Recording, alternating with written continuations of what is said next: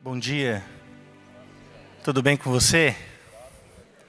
Que bom que você está na Canção Nova, que bom que você está aqui nesse santuário, que é Casa da Misericórdia. E uma das coisas que o nosso fundador, Padre Jonas, sempre nos ensinou é que a Canção Nova é a Casa da Misericórdia. E por isso esse santuário que estende o braço até você. Então se sinta muito bem-vindo, você que está chegando, você que já convive conosco. Nós não somos perfeitos, mas nós estamos buscando o céu. Que bom que você quer caminhar com a gente. Abraço você também que está em casa. Que bom você também fazer parte da família Canção Nova, você que nos acompanha pelo sistema Canção Nova de comunicação, em todas as mídias. Talvez você esteja trabalhando na sua casa. O Pai das Misericórdias acolhe você. E hoje, de modo especial, posso dizer para você também, que a Mãe da Misericórdia também te acolhe. Porque se Jesus é a presença e a manifestação da misericórdia, a Virgem Maria é a mãe de Jesus, então ela é a mãe da misericórdia. Tudo é mais fácil pelas mãos da Virgem Maria. E é isso que a gente vai falar um pouquinho hoje. Deixa eu me apresentar. Eu me chamo Paulo, sou missionário da comunidade Canção Nova há 16 anos, sou casado, pai de 4 filhos, do Paulo Neto de 8, do Bernardo de 6, da Larissa de 4 e da Laís de 3. E um dia eu tive a oportunidade na minha vida de ser alvo da palavra de Deus, que mudou minha história. Um dia também, como você, eu estava sentado num banco de igreja como esse, e toda aquela experiência de oração que ele estava tendo, da palavra, da música, Jesus trouxe no meu coração, ainda jovenzinho, e falou assim, olha, vai ser o meu evangelizador, vai pregar a palavra de Deus. Eu falei, hã? Pregar a palavra de Deus? Como assim? E daquele momento em diante, nunca mais a palavra de Deus saiu da minha vida. E eu quero pedir que essa graça que aconteceu comigo há bastante tempo atrás, que ela aconteça com você hoje, mesmo que você já tenha uma experiência com Deus. Que se renove aqui hoje. E que se renove pela mão da Virgem Maria. Eu quero trazer para vocês hoje o Evangelho de São Mateus, no capítulo 1, versículo 18. Presta atenção, diz assim. Ora, a origem de Jesus Cristo foi assim. Maria, sua mãe, estava prometida em casamento a José. E antes de passarem a conviver, ela encontrou-se grávida pela ação do Espírito Santo. José, seu esposo, sendo justo, e não querendo denunciá-la publicamente, pensou em despedi-la em silêncio. Mas, no que lhe veio esse pensamento, apareceu-lhe em sonho um anjo do Senhor que lhe disse, José, filho de Davi, não tenhas receio de receber Maria, tua esposa. O que nela foi gerado, vem do Espírito Santo. Ela dará à luz a um filho, e tu lhe porás o nome de Jesus, pois ele vai salvar o seu povo dos seus pecados. Tudo isso aconteceu para se cumprir o que o Senhor tinha dito pelo profeta. Eis que a virgem ficará grávida e dará à luz um filho. Ele será chamado pelo nome de Emanuel, que significa Deus conosco. Versículo 24. Quando acordou, José fez conforme o anjo do Senhor tinha mandado e acolheu a sua esposa. Meus irmãos, minhas irmãs, talvez essa passagem seja muito bem conhecida de todos nós aqui. A gente sabe que o anjo apareceu para a virgem. A gente sabe que aquilo que foi gerado dentro dela é Jesus. E para José não foi diferente, embora no primeiro momento em que ele viu aquilo, o coração dele ficou perturbado. Às vezes é assim que acontece com a gente. Quando a gente recebe a presença de Deus na nossa vida, seja ela como for, um anjo aparecendo, um amigo falando, uma missa bem participada, uma oração do Santo Terço, às vezes o nosso coração fica perturbado. Mas José era um homem que tinha uma intimidade com Deus, por isso a Bíblia diz que ele era justo. E porque ele era justo, quando ele ouviu aquilo que o anjo falou, não tenha medo, porque o que vem é do Espírito Santo, caiu no coração dele. Agora vamos pensar humanamente, né? Porque uma das coisas legais da palavra de Deus é quando a gente começa a perceber que aquilo que aconteceu com aqueles personagens da palavra de Deus acontece na nossa vida. Imagine você sendo José, estando ali nos preparativos do casamento e a sua esposa ficar grávida. Ia dar um nó na sua cabeça, não ia? Você ia acreditar logo de primeiro momento que aquilo era fruto do Espírito Santo? Agora, há um contexto aqui que é importante entender.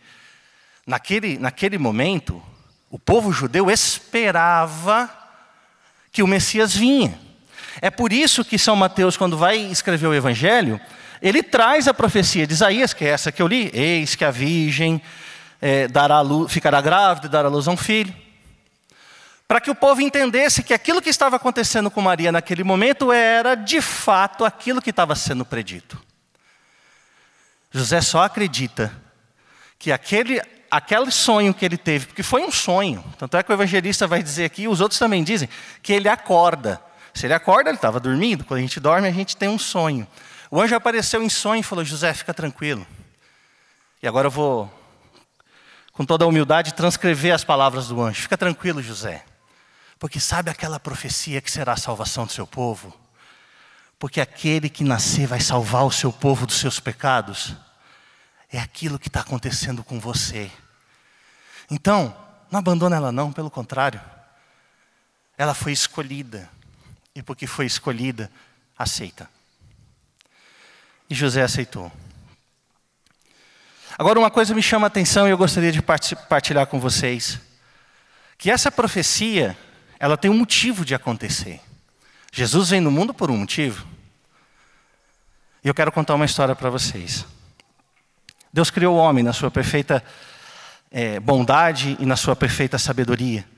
E não cria somente uma criatura como criou o mundo, os animais, as florestas, mas o livro de Gênesis vai nos dizer que o Senhor cria o ser humano como a sua obra-prima, como o seu trabalho mais importante. E mais do que isso, Deus sopra o hálito da vida. A palavra vai dizer que Ele coloca o seu sopro, o seu ruá. O hálito de Deus entra dentro do homem. A ponto de Ele depois dizer que nós somos imagem e semelhança de Deus. Ou seja, Deus sonhou conosco.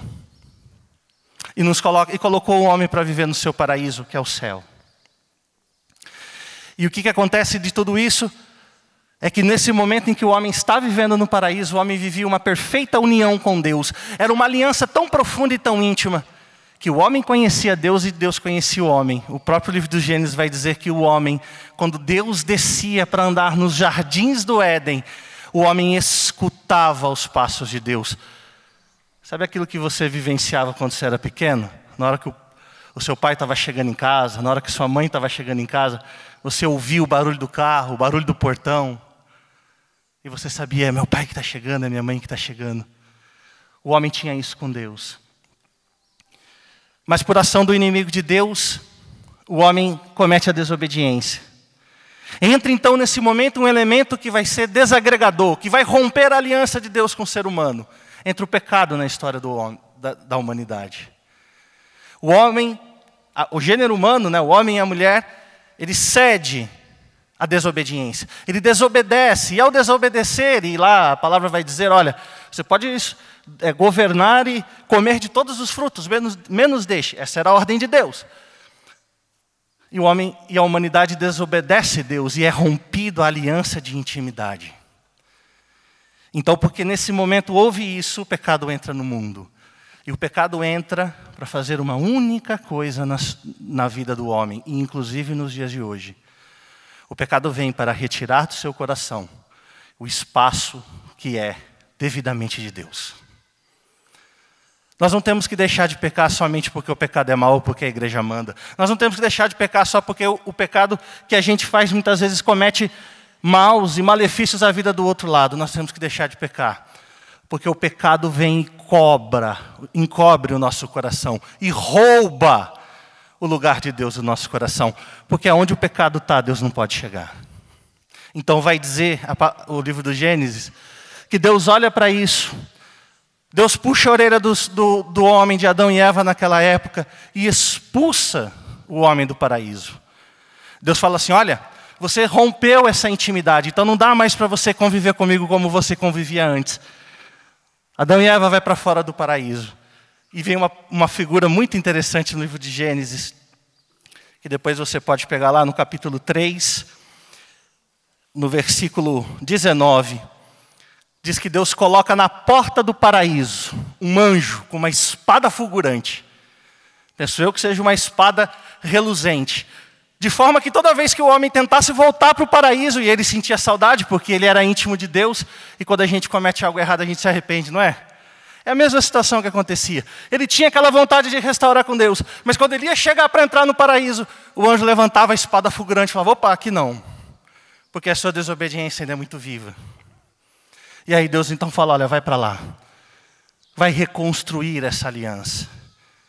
E há um versículo no livro de Gênesis muito bonito em que diz assim, olha, a partir de agora você vai se sustentar por conta própria, e você vai se alimentar de pão. E o pão, para muitos padres da igreja do século I, século II, os primeiros cristãos, este pão que Deus dá é a religião. É o fato de você tentar se religar com Deus. Mas havia sido rompido a aliança. Havia sido quebrada a intimidade de Deus com o ser humano. Já não era mais perfeita. Já não era mais harmônico. Existia um entrave no meio que era o pecado e Deus olhou e mais uma vez, por ato de proeminência de Deus e por misericórdia, Deus fala, eu preciso intervir. E eu preciso tirar o pecado do mundo. Eu preciso vencer o mundo. Eu preciso salvar os homens. Eu preciso agir com misericórdia e salvar a humanidade. E ele então, para esse povo que começava a sua história, começa a prometer, faz uma profecia, dizendo, olha, virá um homem que nascerá de uma virgem, e através dele os pecados serão perdoados. Mas não podia ser qualquer homem. A humanidade caminhava a tal ponto em que o pecado estava tão encarnado nas pessoas, em que aquilo era tão mal, a sociedade estava tão mal, o mundo estava tão mal, que quem precisava vir era somente, seria alguém muito importante. Então essa redenção só poderia vir por uma pessoa, aquele que nunca concebeu o pecado. Então, esse homem é Jesus. Deus promete que o seu filho amado, se encarnaria, ou seja, tomaria a forma humana, nasceria, seria um bebê, Natal. E ele vindo para a terra, entendendo as dificuldades e os sofrimentos do gênero humano, entendendo as dificuldades e os sofrimentos que você e eu, nós passamos. Ele venceria o pecado. Aliás, nós temos uma oportunidade de saber, de entender concretamente como o pecado se alastra no mundo. Nós estamos vivendo um tempo de pandemia. Um vírus, um grupo de pessoas pegou, transmite para outro, e foi se alastrando. A primeira pandemia que o mundo conheceu foi o pecado. E que divide e maltrata o ser humano muito mais do que nós estamos vivendo hoje. Embora a pandemia de hoje seja desastrosa e seja fruto do mistério da iniquidade. Mas a primeira pandemia foi o pecado. Somente Deus poderia recuperar tudo isso. Então Deus tem um plano. E ele pensa, quando ele tira o homem do paraíso, ele começa a pensar num plano para restaurar a intimidade com o homem. Porque o homem era aquela obra perfeita de Deus. E ele sentia saudade de Deus, do homem. E o homem sentia saudade de Deus. Deixa eu dizer a primeira coisa que veio ao meu coração hoje nessa pregação. Deus tem saudade de você. Mas Ele tem saudade mesmo de você. Não me importa o caminho que você andou, por onde você andava, se você está perdido dentro ou fora da igreja. Deus tem saudade de você. Deus tem saudade de restaurar essa intimidade perfeita que um dia Ele sonhou com você. Claro, você veio de um pai e de uma mãe, mas você primeiro foi sonhado no coração de Deus. Deus precisava restaurar esse plano então. Esse é o plano de salvação de Deus. Deus falou, opa, a humanidade está daquele jeito, o pecado está dominando. E tem várias passagens do Antigo Testamento que vai falar com isso para a gente, Sodoma e Gomorra, enfim. Mas Deus precisava restaurar a intimidade que foi outrora roubada. E Ele precisa mandar o filho dele. Mas o filho dele precisa entrar na terra. E ele não poderia vir assim aparecendo do nada. Aliás, eu faço uma pergunta para vocês. Se aparecesse hoje um homem que viesse do céu e chegasse assim falando para vocês, olha, eu sou Jesus. Será que você acreditaria de primeiro ou fugiria pensando que era um fantasma? Né? Talvez a gente fugiria pensando que era um fantasma. Porque Deus tem esse cuidado. Quando Ele vai se manifestar na nossa vida, meu irmão, minha irmã, Ele se manifesta de uma forma que você consiga compreender, de uma forma que você consiga ver, de uma forma que você consiga entender. Porque se Ele não fizer isso, a gente não acredita. Então Deus sonhou e planejou o seguinte: olha, eu preciso entrar na humanidade. E para eu entrar na humanidade, eu preciso que essa criança nasça. Para que essa criança nasça, eu preciso de uma mãe. E é nesse momento. É nesse exato momento em que Deus está pensando isso, que surge uma figura singular na salvação. Ela não é a figura protagonista da salvação. O protagonista da salvação é Jesus, que com a sua morte e ressurreição vai nos salvar. Mas essa figura, esse personagem que aparece, ela é uma personagem singular na história da salvação. Ela é uma personagem colaborativa na história da salvação. Usando as palavras de São João Paulo II, na sua carta encíclica Redemptoris Mater, ele diz que essa figura, essa pessoa, ela assume um lugar preciso na salvação. Essa personagem é a Virgem Maria. Maria aqui, então, executa um papel de colaboração no plano de salvação de Deus. E eu posso dizer, nesse sentido, não de proeminência da salvação, mas como colaborativa, que o plano de salvação de Jesus, de Deus, se materializa na humanidade através de Maria. Não é que é ela que vai salvar o mundo, mas é a Virgem Maria que traz ao mundo a salvação. E nesse momento, nesse sentido, nesse contexto, a Virgem Maria se torna para nós um modelo de caminho, de canal, de via para se chegar até Jesus. Ah, mas eu não preciso da Virgem Maria para chegar até Jesus. É verdade. Você pode chegar até Jesus diretamente. E Jesus é o único pontífice que vai me fazer a salvação com Deus. É verdade, Jesus é o único pontífice.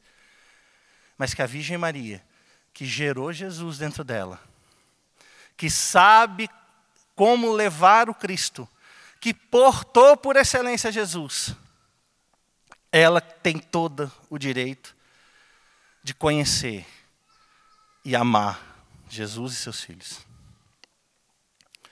O plano tinha que ter dado certo. Não podia ter nada que interferisse o plano de salvação de Jesus. Jesus veio e ia assumir a sua humanidade.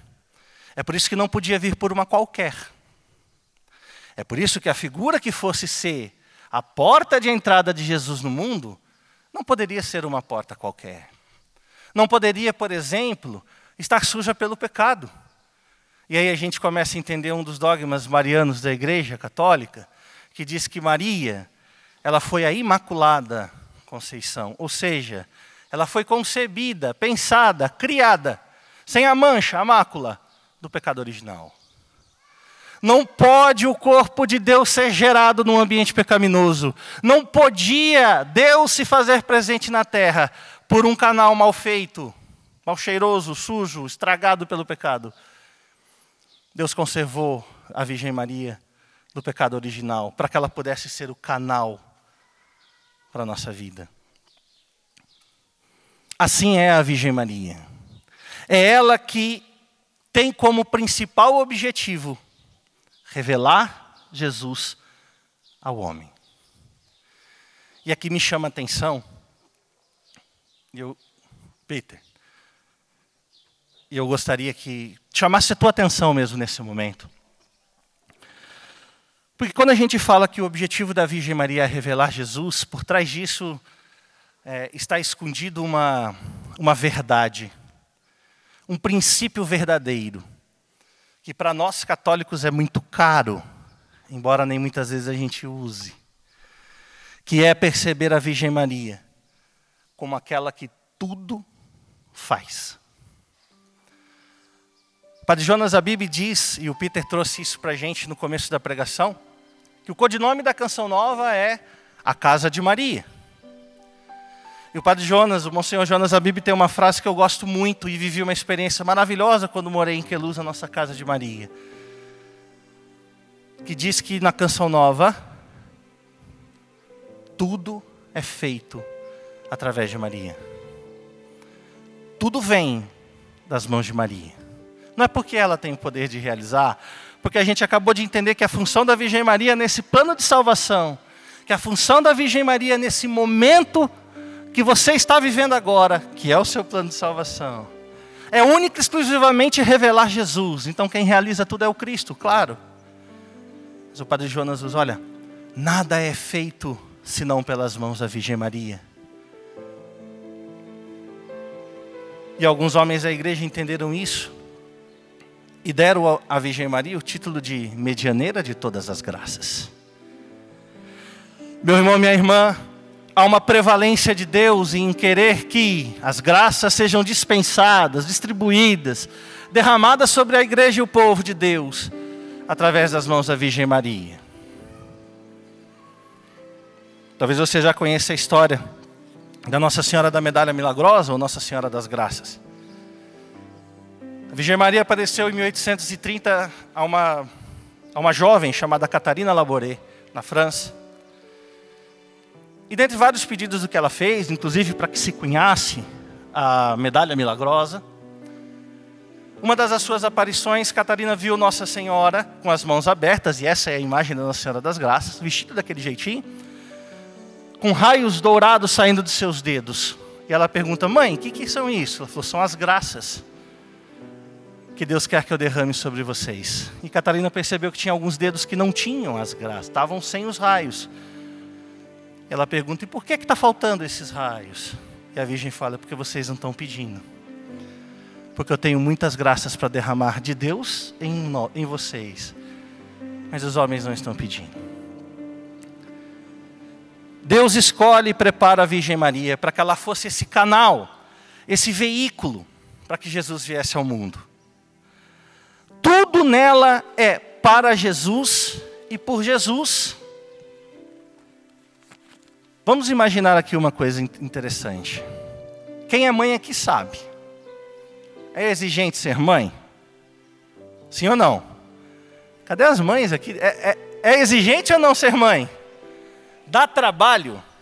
Perde noite? Algumas vezes as mães daqui ficaram sem saber o que fazer diante de uma realidade do filho? É ou não é verdade que a mãe se dedica quase exclusivamente para o filho? Ah, não, só quando ele é pequeno. Aham, é? A vida toda, não é? Não tem que chamar ele para conversar, falar, ó, o que está acontecendo com o seu casamento? O filho, é desse jeito que você está criando neto? É ou não é? É exigente. Agora, se é exigente para você, imagine para a mãe de Deus. Ela tinha somente essa missão. Ela tinha que educar Jesus. Ela tinha que cuidar de Jesus. É claro que ele era Deus. Mas ele veio como uma criança que precisava de colo, de carinho, de atenção, de cuidados de criança. Depois os cuidados da infância e os cuidados da adolescência. Lembra da passagem que o coração dela se apertou quando Jesus se perdeu do pai e da mãe aos 12 anos e ficou no templo? Imagina que desespero para a Virgem Maria, para São José também, mas para a mãe, né? Eu sou homem, sou pai, mas quando a criança cai, ela chama a mãe. Ela não vai me chamar, eu já entendi isso, né? Quando ela está com muita dor, com muita dificuldade, ela busca a mãe. Imagina para o coração da Virgem Maria, quando Jesus se perdeu.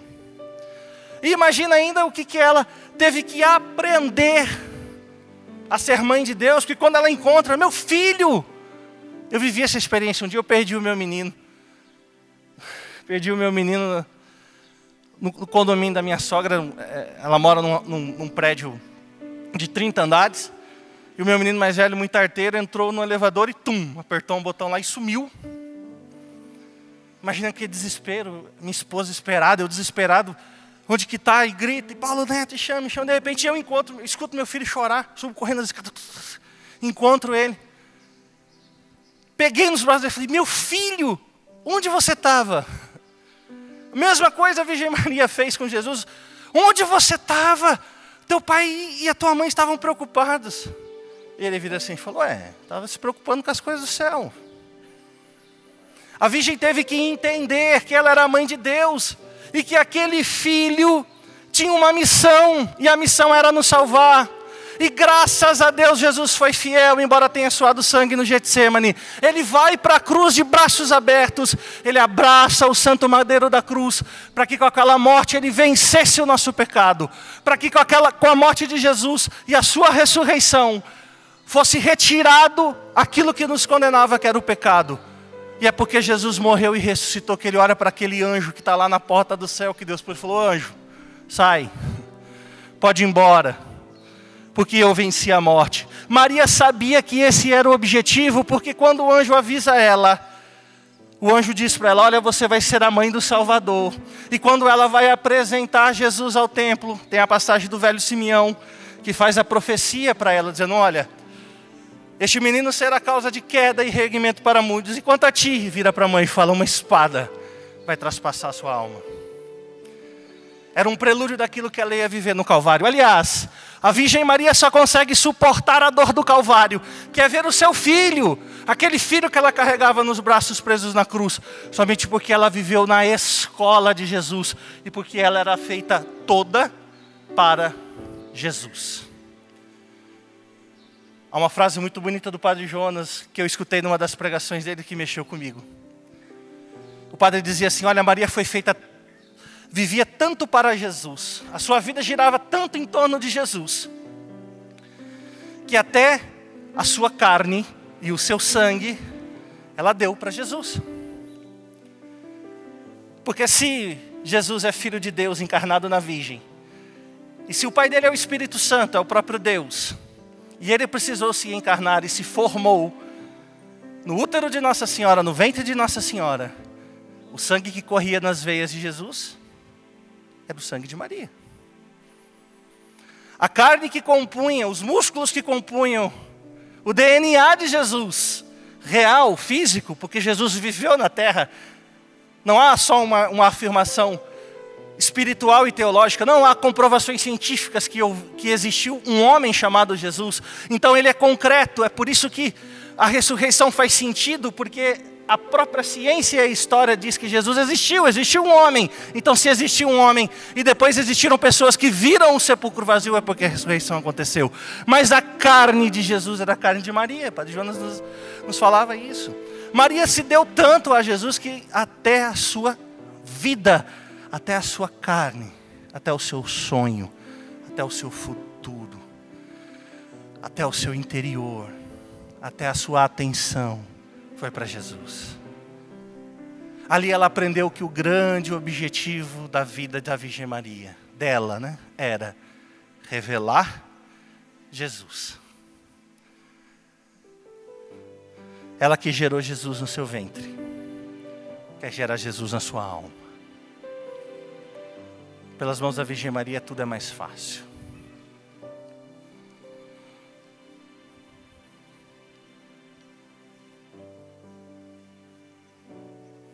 Este plano de salvação também é proposto para nós. Nós também somos alvo. Nós também padecemos sobre as mazelas do pecado. Na sua realidade. O que é que você precisa abandonar? O que é que você precisa deixar? Quais são as realidades que você hoje precisa dentro do seu coração trazer à luz de Deus? Quais são as realidades que hoje dentro da sua casa, da sua família, da sua forma de pensar? Meus irmãos, quantas pessoas têm se perdido pela forma de pensar?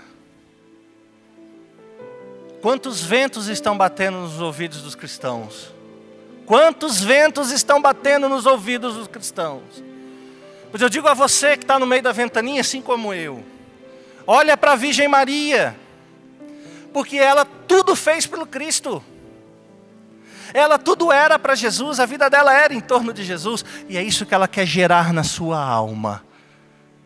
E que bonito quando a igreja vai nos ensinar que assim como Maria gerou Jesus no seu ventre, ela gera Jesus no corpo místico de Cristo, que são as pessoas. Olha que bonito. A igreja somos nós. Nós fazemos parte desse corpo místico de Cristo, que é a igreja. Maria quer gerar novamente esse corpo místico de Cristo. Ela quer gerar você, ela quer me gerar, ela quer gerar os filhos. Nós temos uma casa lá em Queluz, que foi onde eu fiz o meu discipulado. Ela é literalmente chamada a Casa de Maria. Em Queluz é a Casa de Maria. Tudo naquela casa gira em torno da presença mariana. Tudo naquela casa gira em torno da figura de Nossa Senhora. Há alguns irmãos nossos da comunidade que viveram experiências de encontro com Maria. Não que eles foram videntes, que eles viram, enfim, mas que eles perceberam a presença da Virgem Maria. É essa presença que eu quero propor para vocês na manhã de hoje. É essa presença de Maria, que em tudo faz, se não apontar o Cristo. Que tudo faz, se não gerar em você, na sua alma, na sua família e na sua história, a presença de Jesus. Só foi porque ela era muito próxima de Jesus. Só foi porque ela era muito íntima de Jesus. Só foi porque ela deu a vida inteira e se consumiu pelo Cristo, que ela conseguiu se manter em pé do lado da cruz. Vocês já pararam para pensar nisso? Ela se manteve de pé ao lado de Jesus.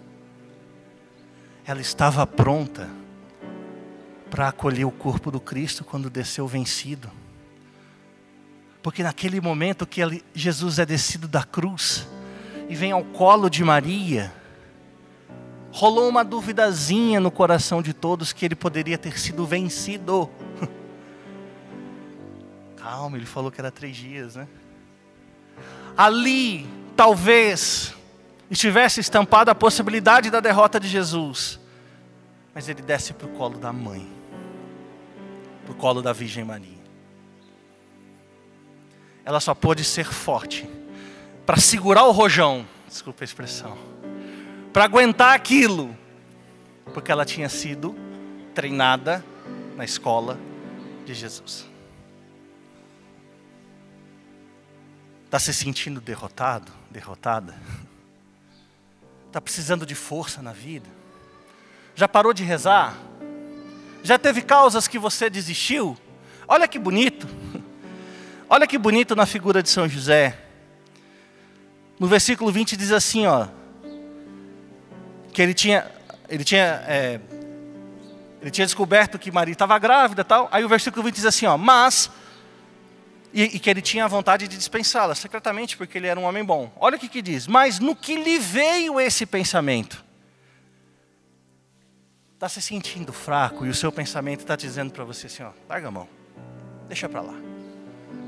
Desista, esquece do seu filho, para de rezar por ele. Não, esse negócio de Jesus é furada, vale mais a sua ideia. Não, deixe para lá, pare. O mundo tem... Você tem vizinho que vive dizendo para você isso? Não tem jeito, para com isso. Estão querendo montar um mundo fraco. Estão querendo montar uma igreja fraca. Querem que você, cristão, seja fraco. Olhem para a Virgem Maria. Olha para esse modelo de fortaleza. Como que ela, na Virgem Maria, na pessoa da Virgem Maria, a virtude da fortaleza encarnada. Mas ela só conseguiu isso por uma coisa. Ela era da escola de Jesus.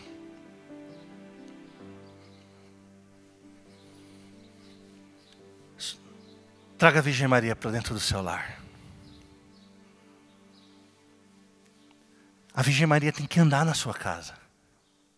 A Virgem Maria tem que passear pelos cômodos da sua casa. Ela tem que entender o que está dentro de você. Olha, talvez tenha algumas pessoas que têm um pouco de dificuldade de se relacionar com a Virgem Maria, porque tem um pouco de dificuldade de se relacionar com a sua mãe. Talvez não teve a mãe morreu cedo, perdeu a mãe, foi criado longe da mãe, ou porque se desencontrou com a mãe. Mas a Virgem Maria é mãe. Vários santos padres, vários papas da igreja definem Maria como a mãe de Deus, do povo e da igreja. Essa experiência foi tão boa que Jesus teve com a Virgem Maria, que no Calvário, antes de se entregar a sua vida, ele estabelece o vínculo de maternidade entre a mãe e o filho, ao dizer: filho, essa é sua mãe. Mãe, esse é seu filho. Mãe, esses são seus filhos. Eu imagino que Jesus tenha virado assim, falado: mãe, e apontado para o mundo assim: esses são seus filhos. Deixa a Virgem te ajudar. Deixa a Virgem ir ao seu encontro. Deixa a Virgem ser próxima de você. Deixa ela caminhar pela sua casa. Deixa ela entrar no quarto do seu filho, da sua filha. Na cozinha, na sala, na entrada da sua casa. Apresenta a sua casa para a Virgem Maria. Fala: entra. Mas muito mais do que apresentar a sua casa física, convida a Virgem Maria a morar no seu coração. A gente não tem noção dos benefícios que tem a simples récita de uma Ave Maria. A Virgem Maria foi a primeira pessoa humana, totalmente humana, a compreender a plenitude de Cristo. É por isso que o inimigo de Deus não suporta a presença da Virgem Maria. Porque ela foi o modelo de apreensão do Cristo.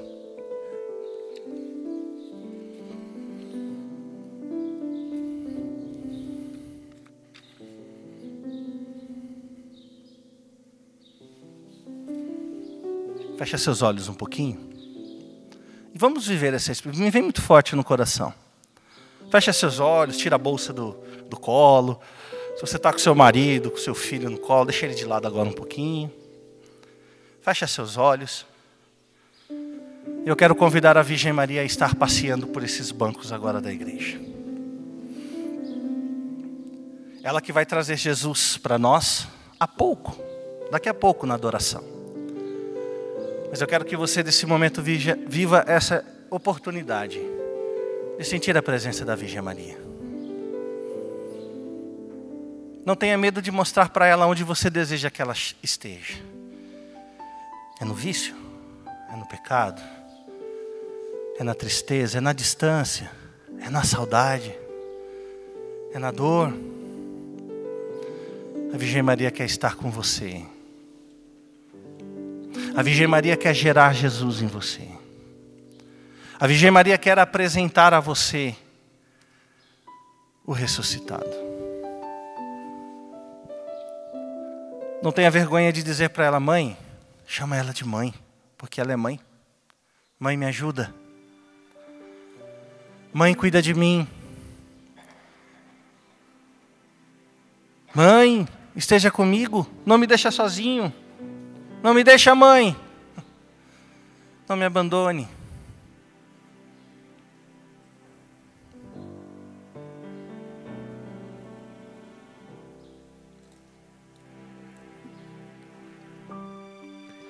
Se a dor te toma por demais, se o mundo não te crê jamais, sabe, pois, que há alguém por ti, orando, intercedendo assim. O esplendor e amor de mãe, sacrário vivo de Deus Pai. Em ti, Maria, eu encontrei a vida que pra mim eu quis. Imagine então, imaginei como seria o paraíso, sorriso de Jesus, com paz e harmonia em nossos corações. Para sempre então seria eterno em louvor aquele que um dia veio e nos salvou. Ó Mãe Santíssima, me leva a Deus e para sempre exultarei com cantos tenros de louvor, buscando a salvação. E nessa hora que eu te rogo aqui, dentro em meu peito está a vontade de te conhecer, Maria, tu que és porta do céu. A imagem que o Senhor me dá é que a Virgem Maria caminha no nosso meio, de mãos dadas com Jesus. Me vem muito forte no coração de que a Virgem quer que você encontre a salvação e Jesus no dia de hoje. Eu te peço, Virgem Maria, que pela tua intercessão, Cristo seja gerado na vida dos meus irmãos. Eu te peço, Mãezinha do céu, que através da tua intercessão e pela presença de Jesus, as vidas dos meus irmãos sejam restauradas, sejam salvas. Que através da sua presença, Virgem, conduzindo eles ao encontro com Jesus, o pecado venha a ser retirado da nossa vida. E a gente possa cada vez mais se aproximar da vontade de Deus. Jesus é o cumprimento da vontade do Pai, pelas mãos de Maria, na nossa vida. Fica de pé agora um pouquinho. Enquanto a gente se prepara para receber Jesus no véu do sacramento do Santíssimo, no Santíssimo Sacramento do altar, no véu do Santíssimo Sacramento do altar. Que a Virgem Maria possa nos trazer Jesus real na nossa vida. Jesus é o nosso Senhor. E a Virgem Maria, a partir de hoje, vai ser, por escolha sua, o melhor caminho para chegar até Jesus. Reza comigo assim: Mãezinha do céu. Mãezinha do céu. Pode ser mais forte. Mãezinha do céu. Mãezinha do céu. Mãezinha do céu. Mãezinha do céu. Hoje, o meu coração é seu. É seu. Mãezinha, tira do meu coração todo o entulho, toda sujeira, todo pecado. E gera em mim, Jesus, seu filho. Teu filho. Eu quero ser forte. Eu quero vencer as batalhas. Eu quero estar de pé diante da minha cruz. Porque eu coloco hoje Jesus Cristo, seu filho, teu filho, como centro, Senhor e soberano da minha vida. Mãezinha do céu, eu te amo. E muito obrigado por estar comigo, por me mostrar Jesus. Amém.